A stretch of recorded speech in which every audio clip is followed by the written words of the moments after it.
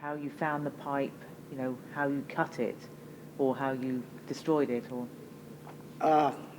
Well, we knew that where the pipeline was, or where it was supposed to be, and we inserted maybe 5 kilometers from where the pipeline was. We were spotted on the insert, and it wasn't just a recon team. We went in with a hatchet force platoon in case we did have contact with the enemy. I didn't shoot the trail watcher. There was a trail watcher, a LZ watcher, in black pajamas, which they had everywhere in the open area. The North Vietnamese watched those areas, especially if they heard helicopters or there was air activity. I could have shot him, but I didn't. I just kept him from firing, and we moved on. I knew they were watching, and we started placing out mines behind us, and we had traveled probably 2 or 3 clicks, and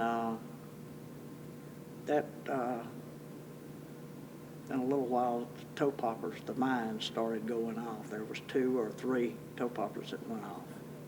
So, and when they step on those mines, it usually takes a leg off up to the knee or severely injures them. And we moved on.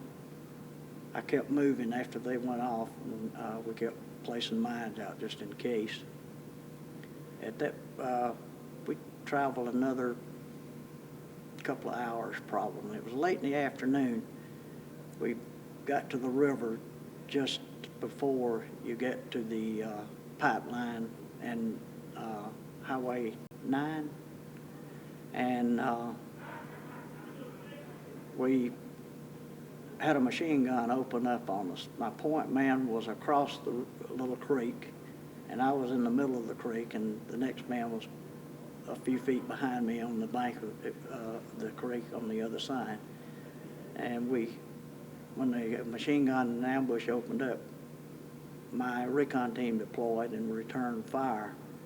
And I made a decision to pull the recon team and the hatchet force platoon back up the hill in the direction we had come, because I didn't figure there were any North Vietnamese up there because the mines had gone off. And I backed up the hill. We set up a defensive perimeter, and I called in airstrikes on the pipeline. And I know that the pipeline had to be, we didn't stay and check it out because we were low on ammo. We spent the night in that perimeter, but that airstrike lasted for an hour or longer on the whole valley. I lit up the whole valley with airstrikes, so it was considerable explosives. And I know that the pipeline had to have been damaged.